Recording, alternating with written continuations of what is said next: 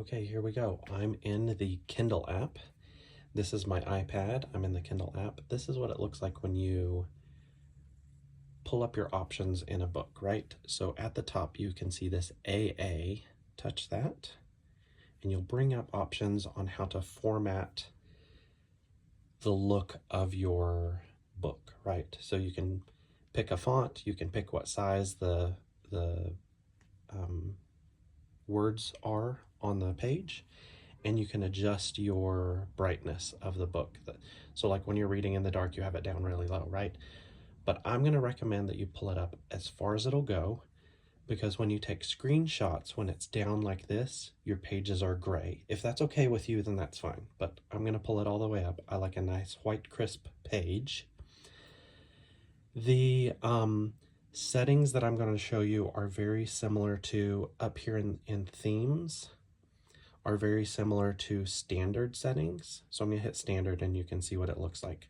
So I just don't like the way that in materials here that it cuts off a little note there. And this is just me being picky. Gusset ends at a good place, I think. And that's fine. When I chop it up in knitCompanion, I can put all these things together, right? But then notice the last photo is on a different page, which is fine.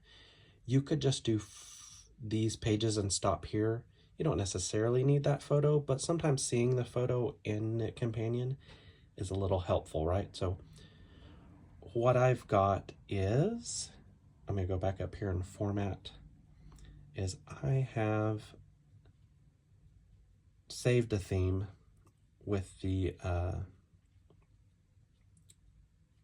font that I like, Helvetica. It's a nice, simple, readable font for me.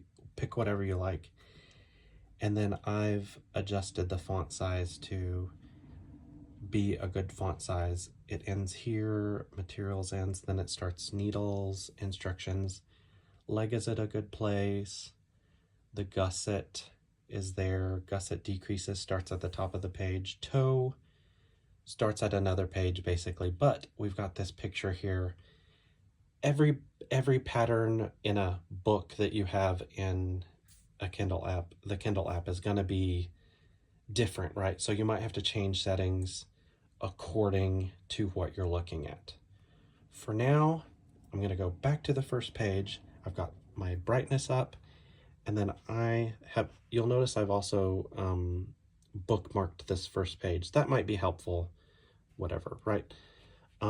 If you don't know how to take a screenshot, now is the time to learn. We've got volume up and down, and then the power button at the top.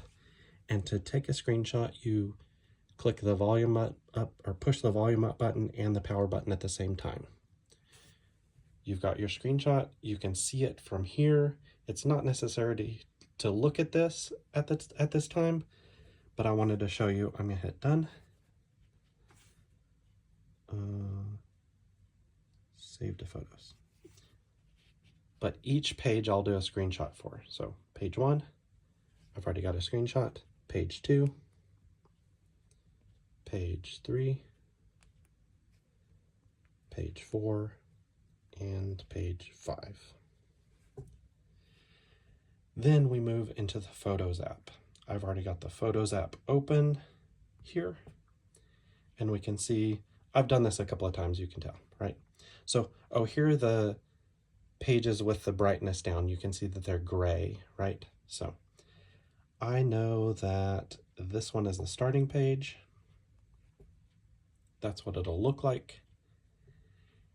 And I'm going to hit this share button down here. This may be in a different location in your Photos app, depending on what version of the operating system that you're using. I've got the most recent iOS 18.0.1. So it's down here for me. I'm going to hit this button. You'll notice that we've got one page selected. To select other pages, I'm going to touch those. So that's page 2, 3, 4, and 5. I know that's the last page because it's the end, but also because it ended with the socks there. I could select more, but I don't need all of those, right? At this point, what we need to do is turn these screenshots, or in essence photos, into a PDF. And we get one PDF with 5 pages by selecting all 5 of those screenshots. If you selected one, you would get a PDF with 1 page, right? So now I go down to print, hit the print button. It'll bring up another share page, and I've got 2 options. I'm going to show you 2 different things here. If you need to look at everything, all the pages again, and you're just not sure, we've got 1 of 5 pages, 2, 3, 4, 5. I can tell that it looks good, and we've already seen the photos, right? So we know it looks good, but I want to show you the options. To open these, touch on one of these pages and bring it up, like you're going to zoom in on a photo, right? So now we can see each page there, and we can hit the share button at the top and do it here. But I want to show you, if you don't need to get into here, I'm going to hit done. We can go from this page, which is the page that we did from share, print. So that's what it looks like again. Oh no, I've only got one selected. This is a good opportunity to see what happens when you only have one selected. 1, 2, 3, 4, and 5 selected now. So go to print, and then I'm going to hit this share button, which is the square with the arrow pointing up. It's going to create a PDF with all 5 pages. And if you've done this before, up here in this pane, you'll see knitCompanion. If not, go all the way over and touch the More button with the 3 dots, the ellipsis. And what the iPad knows to do is to pull up any app that you've got on your iPad that can handle a PDF. And knitCompanion can handle a PDF, so we're going to touch that.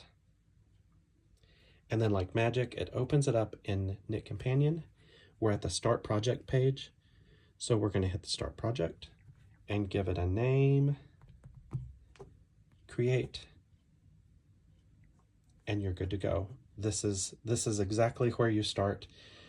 Note to self, anything that is a link in here isn't going to work like a link would normally. You would have to go back into the Kindle app and pull those pages or take screenshots of those pages if you want them in here as well. So good luck and enjoy.